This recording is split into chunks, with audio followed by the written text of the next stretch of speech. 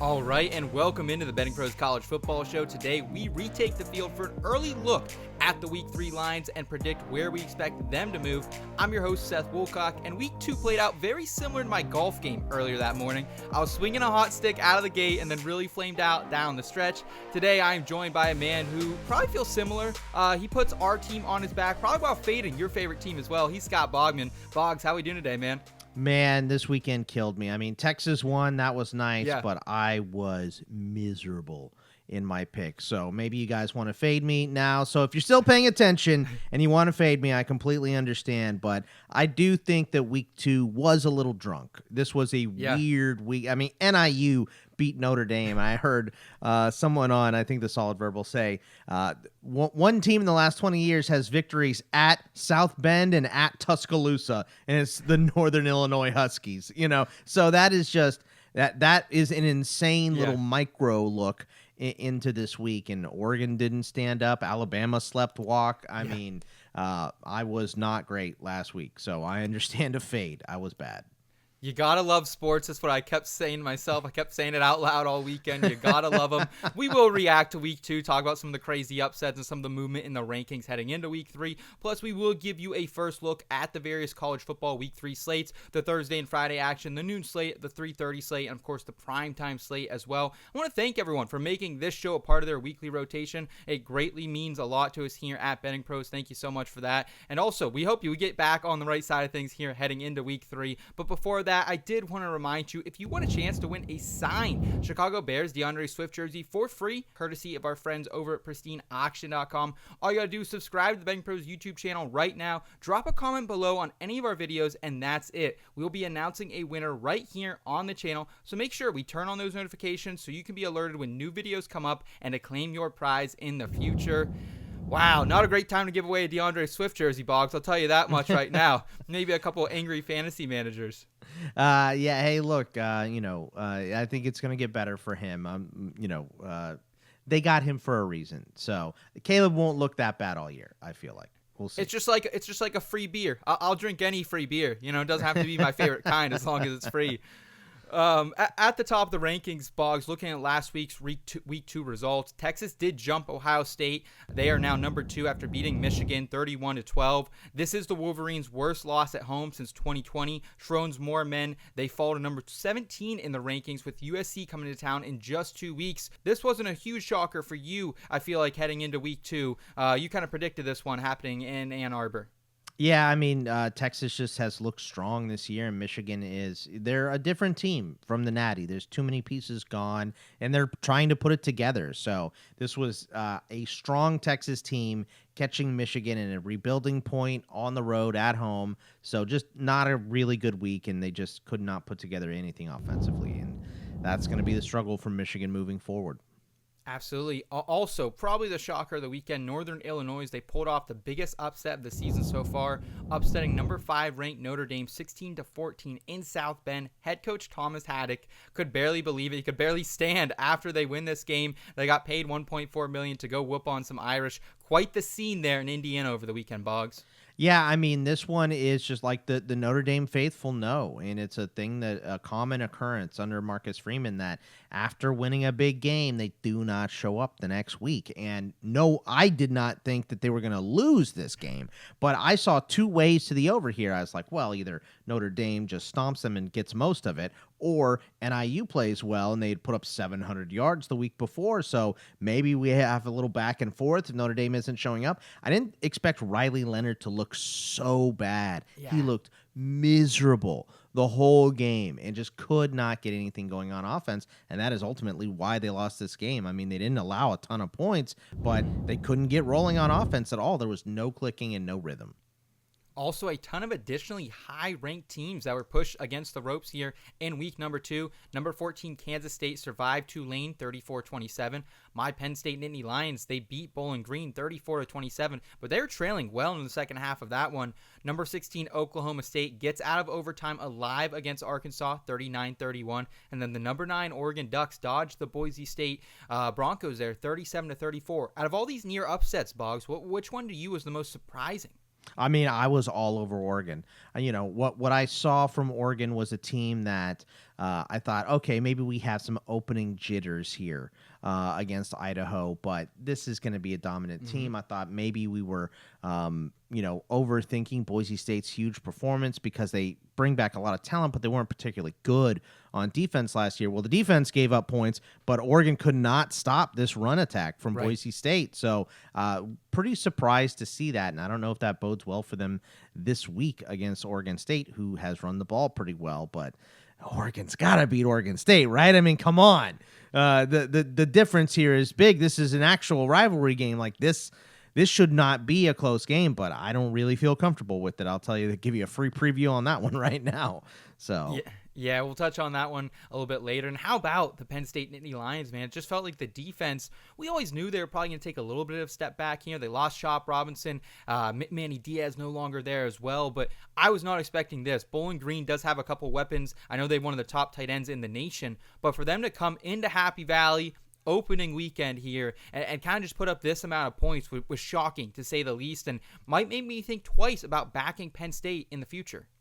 I mean, look, Bowling Green will bow up on some teams here. I remember I lost a bunch of money on Minnesota taking them against Bowling Green a couple years ago, and this was a classic letdown spot for Penn State. Performed well on the road against West Virginia. Yeah, maybe you went out a little bit too late. You had that noon kickoff the next day on a Friday night into Saturday against a team that you did not respect enough.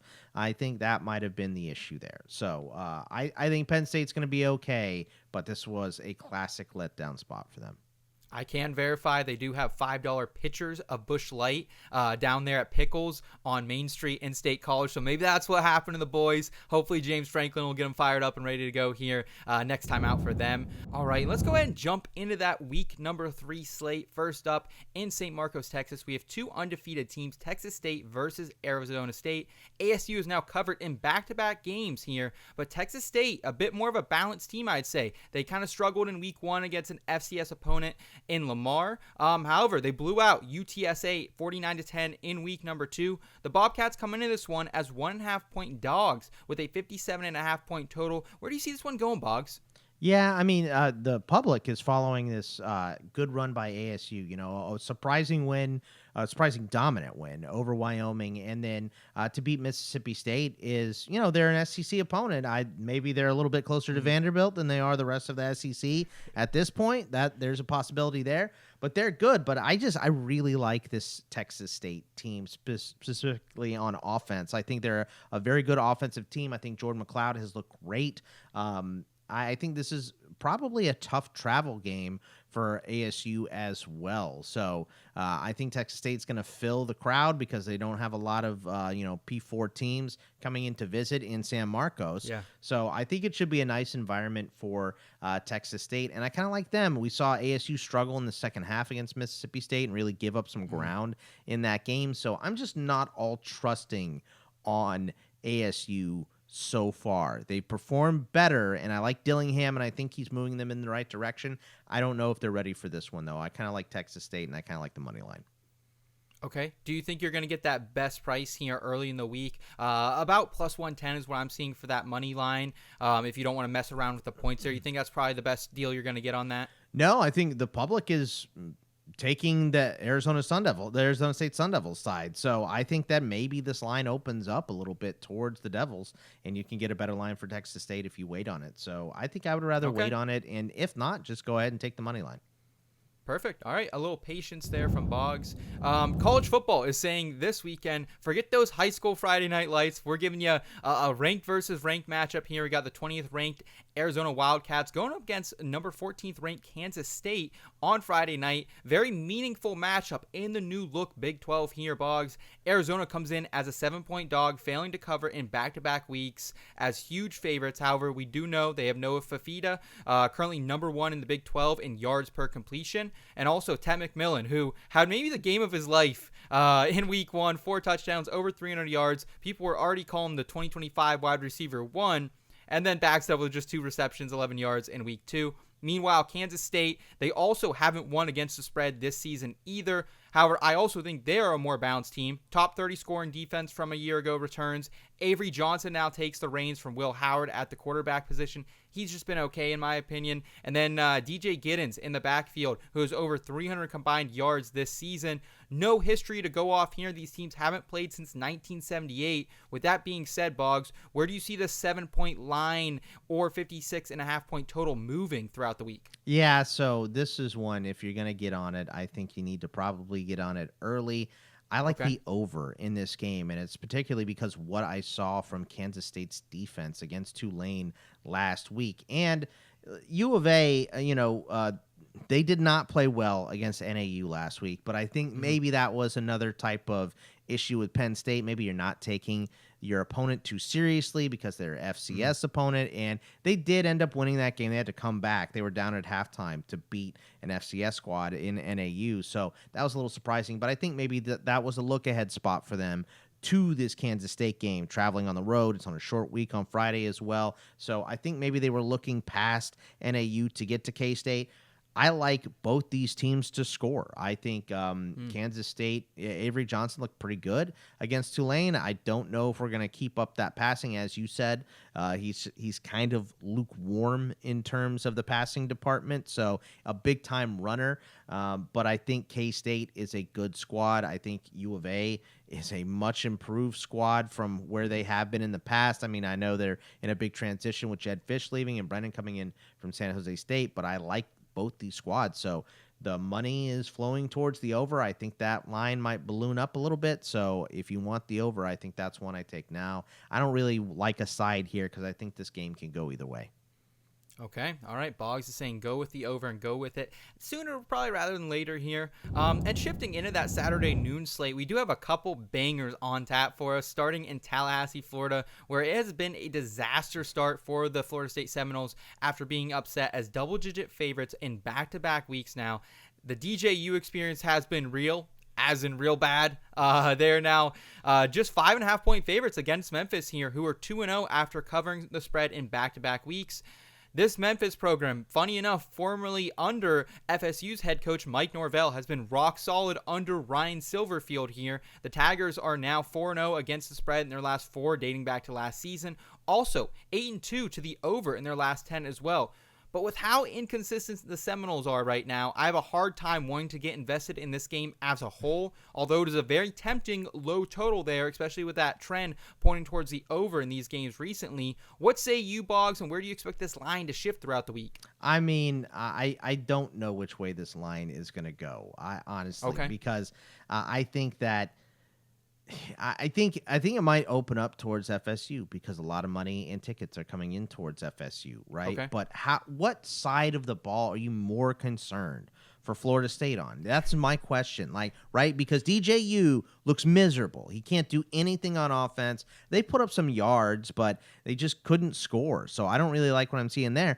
I'm more concerned about the defense. They gave 226 yards or whatever it was to Boston College, right? And BC has a good old line, but you're FSU. You should not be, there was talk about this line still being fine after losing Fisk and Verse, and they are not. So I kind of like Memphis in this game.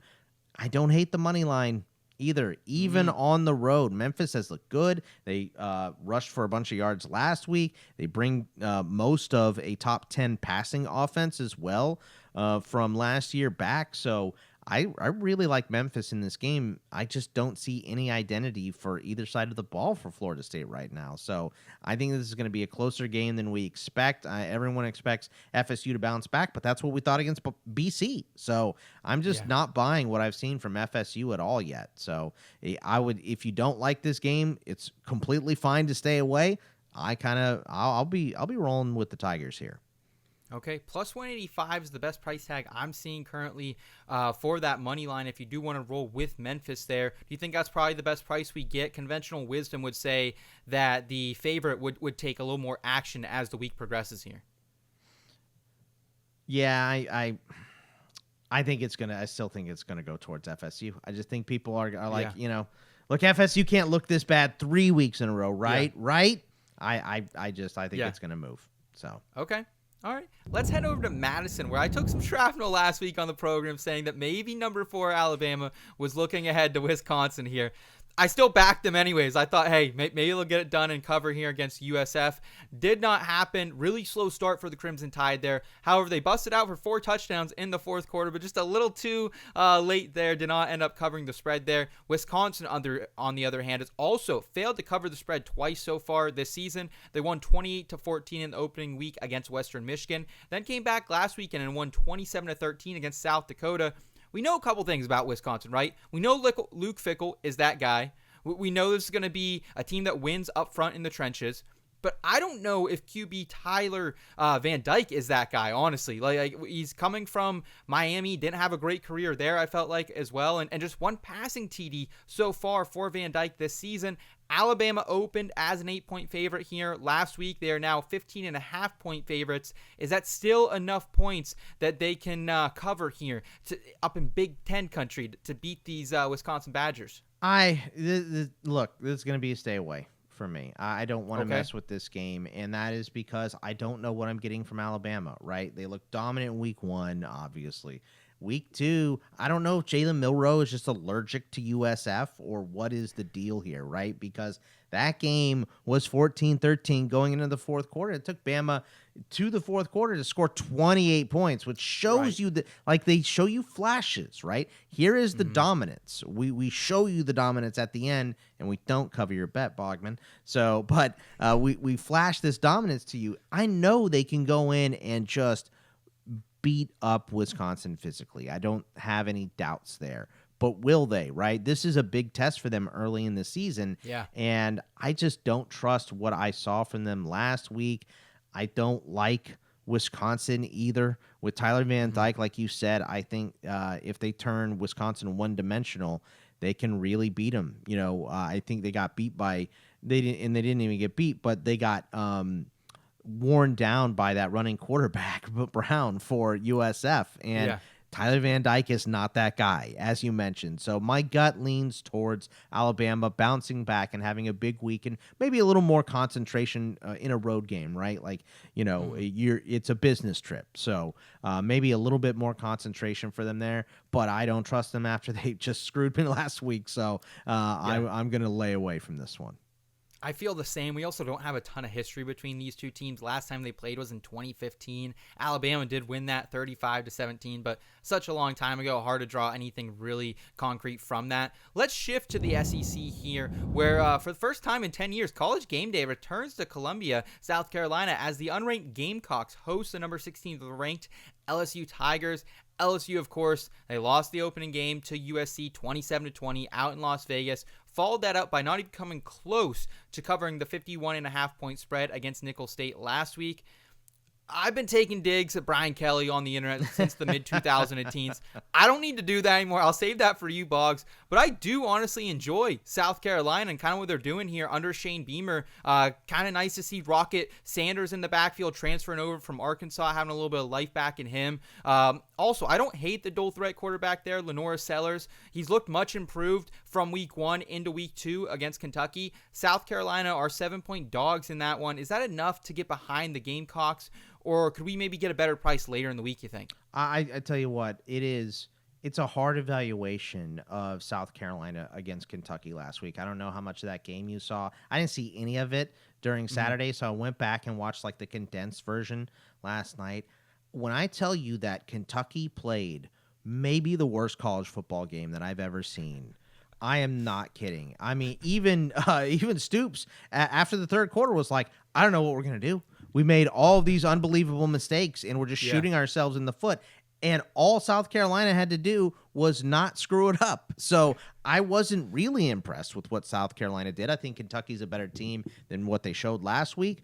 But I think Sellers is a little bit too raw for this game. And I think that LSU is definitely going to score. So maybe that's a just stay away from the side. I know BP system and a couple other systems that I've looked at are on the South Carolina side, and they're at home. So I don't mind that.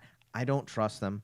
But I'll tell you what, with LSU's defense looking so bad against Nicholls State, right, making USC look really good on offense real quick as well, and a new quarterback, I think that we like the over in this game more than anything because Nussmeier, I think, is going to come to play. I think Nussmeier shows up and performs. He's thrown a bunch of touchdowns already this season, and I think he is going to make it happen, but I don't know if that defense is really stopping anything right now. So still the same issue as LSU had last year. The defense is bad, so I'm more towards the over in this game. Okay, going towards the over. I know LSU coming into this season had some crazy streak.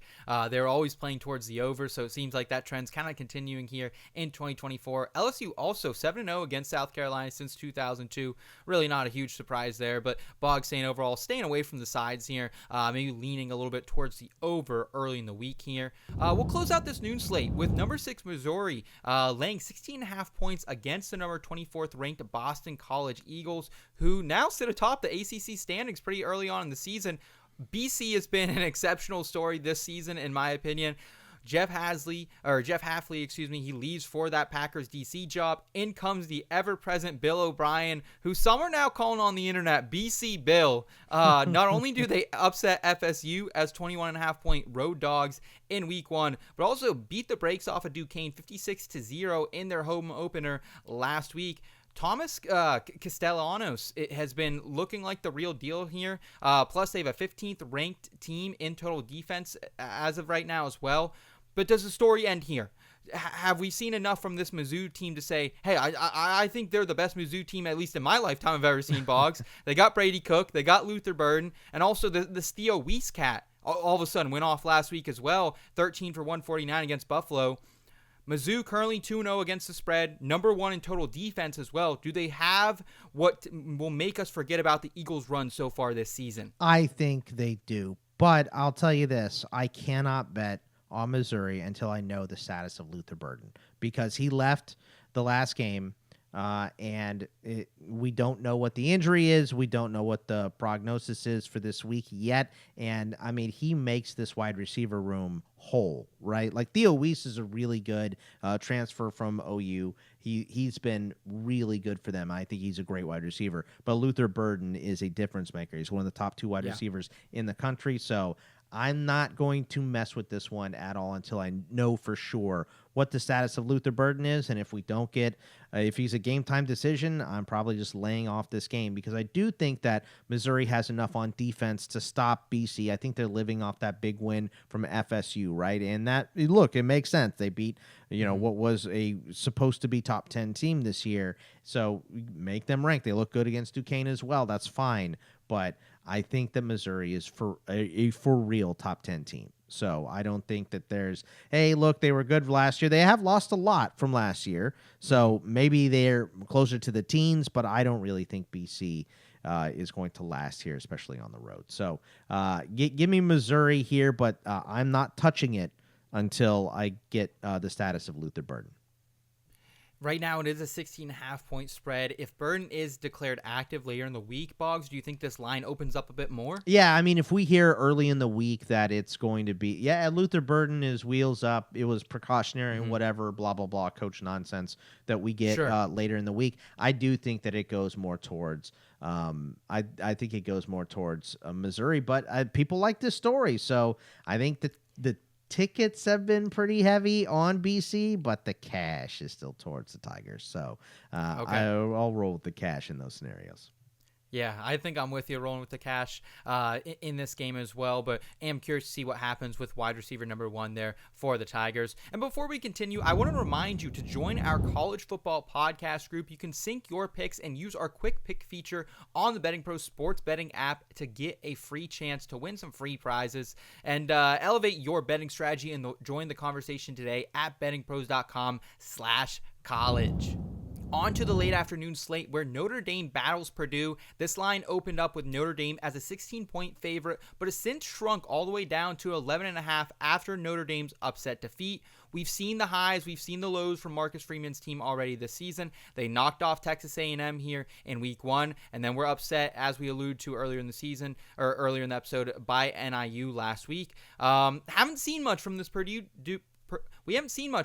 team, though. They beat Indiana State 49-0 in week 1, had a week number 2 bye. They have Hudson Card at quarterback, a trio of pretty solid running backs, But it's a defense that is yet to be tested here. Notre Dame has won 8 straight against Purdue, going back to 2008 here, including covering as a 7.5-point favorite in 2021, just a few years ago. How do we handicap this one, though? Because a lot of emotions coming off that big loss for Notre Dame. Yeah, I mean, I don't really like this game. I'm going to stay away, but I'll tell you my lean is towards Purdue coming off a bye with going up against a team in Notre Dame that has no identity on offense right now. I think, they should run the ball and run it well. I think that's what Notre Dame should do. But Riley Leonard, I'm telling you, it looked so awful against Northern Illinois, and maybe they got a little bit blueprinted in that game as well. So I'm not trusting what I see from Riley Leonard right now, and until he shows me anything, I just can't do it. So I'm gonna stay away from this game, but my lean is towards Purdue coming off a bye and being rested up. Do we think by Saturday they're still an 11.5-point favorite, Notre Dame, or do we think the public might be off them? No, I mean, I think the cash is still heavy towards Notre Dame, so I think we're gonna. I don't know how much, and week 2 was a bad week for a lot of people. I feel like, so I think that we may have more staying away than normal. So I think it's probably gonna stick pretty close to what it is. It's a tough slate as well. I feel like there aren't too many games that right off the cusp I'm like, yeah, heavy lean there early, heavy lean here early. However, there is one that I really like here. Let's move to Seattle, where the Washington Huskies take on in-state rival Washington State. The Cougars have opened up the season in impressive fashion here. They covered in week 1 against Portland State. Also, absolutely took it to Texas Tech in week number 2, winning 37-16, despite being just a 1.5-point favorite. Washington, though, feels like they're finally now morphing into what should be a Big Ten team. It feels like they've always been that Pac-12 team, and now they're finally playing solid defense, not as flashy as maybe in years past, but Jed Fish 2-0 with comfortable wins over Weber State and Eastern Michigan here. Transfer QB Will Rogers is just 2 years removed from having two seasons in Mississippi State, throwing over 35 touchdowns. And Steve Belichick has the boys buzzing on defense as well for the Huskies. They're ranked top 25 right now in total defense. The best money line I can get right now if I wanted to take the Huskies would be -170 at ESPN Bet.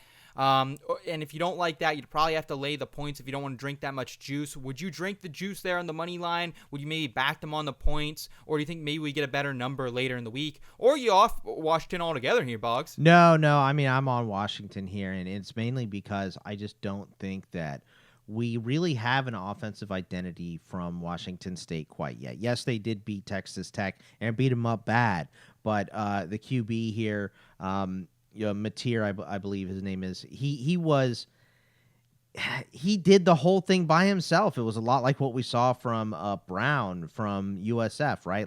He did it all himself. He had a ton of rushing yards. He had a ton of passing yards. Texas Tech's defense is miserable. It is so bad right now, and it just think you're handling a different opponent against Washington. I know this is a neutral site, but it's in Seattle, right? So I think the Huskies are going to really take it to Washington State. Now, look, this is your classic cliche of throw the record book out the window. It's an in-state rivalry, all of that. And I know that Washington is vulnerable because they are new. This is their first big test, but under Jed Fish. But I think they handle it fine, and I'm on the Washington side pretty decent here.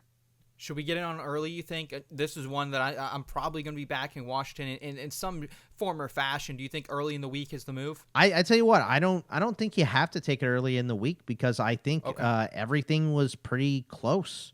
All the betting that I saw yesterday was very, very close. So I don't know if it really has a tug one way or the other. Okay, let's move to Norman, Oklahoma, where we've seen potentially some of the most significant line movement of any game so far this week. Oklahoma opened as an 18.5-point favorite against Tulane. That line has been cut to 13.5. The total's also gone from 54.5 all the way down to 49.5 as well. The Green Wave are now 2-0 against the spread after an impressive 27-34 loss against Kansas State. This isn't the Michael Pratt-led team that we knew we loved, but still very formidable under Darian Mensah as well. And meanwhile, Brent Venables. Oh my God. Venables. Meanwhile, Brent Venables' bunch come in after kind of a scare last week. They only beat Houston 16-12 as a 23.5-point favorite. A lot of moving parts here, I feel like, overall on this team. Jackson Arnold has taken over at quarterback. Transfer Deion Brooks appears to be the top receiver here, but not a lot of overall translation coming from last season is this one here. Does Oklahoma have enough to beat Tulane by 13.5 points? Feels like a big number for the Green Wave, who kind of on a momentum build right here. Yeah, we like what we saw from Tulane. They really had a great game against K-State. Came up a little short, but looked good in that game. So I think that in this game, I still think Oklahoma is the overwhelming favorite. I think they should be, but we saw no identity from them on offense against Houston. And look, Houston is a much better team, I think, than they're given credit to, right? Like, I really like their quarterback, Donovan Smith. They have an experienced defense that came back, but 249 yards or whatever it was for Oklahoma against Houston at home is not acceptable, right? Like, I don't think that Oklahoma really has that offensive identity figured out yet, and I think Tulane is a dangerous team coming in here. So I'm going to stay away from the side, but I think Oklahoma's defense will bow up against Tulane. Like you said, this is not the Michael Pratt. There's no Michael Pratt. There's no Tyjae Spears on this squad. So I think that the OU defense will bow up. I like the under in this game because we haven't seen much from OU yet. Now, at any point, OU can explode and look like a dominant team that they should be, a true SEC level playoff pusher. But we haven't seen it quite yet, so I don't know if we're going to expect it in week 3 against a solid opponent. So I'll take the under here.